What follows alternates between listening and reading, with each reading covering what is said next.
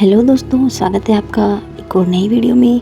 इस वीडियो में हम इंडिया के ऐसे 7 महान हिंदू राजाओं के बारे में जानेंगे जिनका यश न सिर्फ भारत में बल्कि पूरी दुनिया में फैला।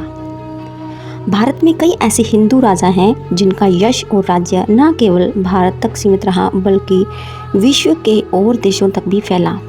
चलिए जानते हैं कुछ ऐसे ही महान राजाओं के बारे में। भारत में हज़ारों वर्षों से कई ऐसे राजा हुए हैं जिन्होंने न सिर्फ भारत में शासन किया बल्कि इनका विस्तार विश्व के कई देशों तक रहा है। इन महान राजाओं में उत्तर में सिंधु के राजा पोरस से लेकर महान सम्राट अशोक और दिल्ली के सम्राट पृथ्वीराज चौहान, महाराणा प्रताप, शिवाजी और भारत के अंतिम हिंदू राजा हेमू तक शामिल हैं।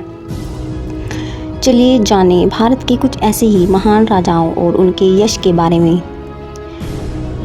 राजा पोरस। सिंधु के राजा पोरस को महान हिंदू राजा है जिनके समय में सिकंदर ने भारत पर आक्रमण किया था और राजा पोरस से वो इतना प्रभावित हुए कि उसने उनका राज्य उनको लौटा दिया। राजा पोरस का राज्य सिंधु नदी के लेकर चिनाब नदी तक था। असाधारण वीरता और कौशल के धनी और महान योद्धा होने का श्रेय सिकंदर महान ने भी पोरस को दिया। पोरस और सिकंदर के बीच हाइडेस्पेस का युद्ध हुआ था। राजा पोरस की मृत्यु 321 से 315 ईसा पूर्व के बीच हुई थी। दूसरे राजा हैं चंद्रगुप्त मौर्य। चंद्रगुप्त मौर्य वो महान राजा था जिसने अपनी 6 लाख की सेना से भारत के सबसे प्रतापी राजवंशों में से एक नंद वंश को एक विशाल युद्ध में हराया था और उसके बाद लंबे समय तक प्राचीन भारत के सबसे बड़े राज्य मगध पर शासन किया था।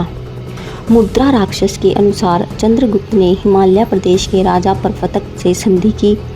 इनकी सेना में शक, यवन, किरात, कंबोज, पारसीक तथा वहिल्लक भी थे। तीसरे राजा हैं अशोक महान।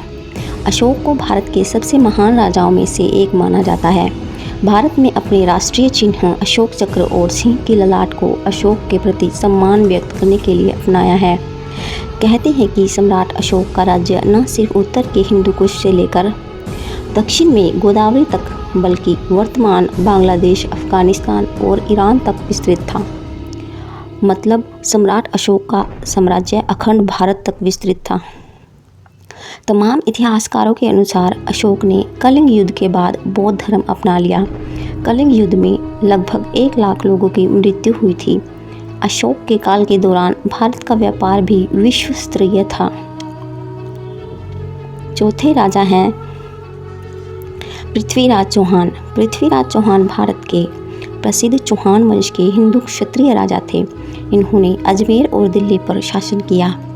इनके शासनकाल के दौरान ही सर्वप्रथम अरब शासकों का भारत पर हमला हुआ था। कहते हैं पृथ्वीराज चौहान इतने वीर थे कि ये अंधेरे में भी दुश्मन पर सही निशाना लगा लेते थे। पृथ्वीराज चौहान ने किला राय पिथौरा का निर्माण करवाया था। उन्होंने 13 साल की उम्र में ही गुजरात के पराक्रमी राजा भीमदेव को युद्ध में हरा दिया था। ये 6 भाषाएं जानते थे। कहते हैं कि इन्होंने मोहम्मद गौरी को युद्ध में 17 बार पराजित किया था। पृथ्वीराज चौहान के बचपन के मित्र और उनके दरबारी चंद्रबाई एक कवि और लेखक थे।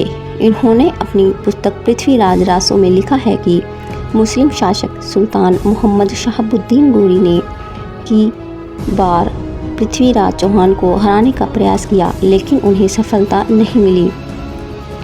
5वें राजा हैं महाराणा प्रताप। महाराणा प्रताप मेवाड़ के सिसोदिया वंश के राजकुमार थे। इनके पिता का नाम महाराणा उदय सिंह और मां का नाम जयवंत कंवर था। प्रताप के शासनकाल के दौरान दिल्ली पर मुगल बादशाह अकबर का शासन था। अकबर के प्रताप को अपनी अधीनता स्वीकारने के लिए कहा लेकिन 30 वर्षों के लगातार प्रयास के बावजूद प्रताप ने ऐसा नहीं किया, जिसके बाद अकबर की सेना ने उन पर हमला कर दिया। प्रताप ने कई वर्षों तक मुगल सेना से युद्ध किया। अकबर और महाराणा प्रताप के बीच ये भयंकर युद्ध हल्दी घाटी के मैदान में लड़ा गया था। इस युद्ध में लाखों की संख्या में सैनिक मारे गए। महाराणा प्रताप के पास उनका सर्वश्रेष्ठ घोड़ा चेतक था। कहते हैं कि महाराणा 72 किलो का कवच और 81 किलो का भाला पहनते थे। छठे राजा हैं शिवाजी। शिवाजी के पिता का नाम शाहजी भोसले और माता का नाम जीजाबाई था। इनका पालन पोषण इनके स्थानीय संरक्षण दादाजी कोंडदेव जीजाबाई तथा समर्थ गुरु रामदास की देखरेख में हुआ।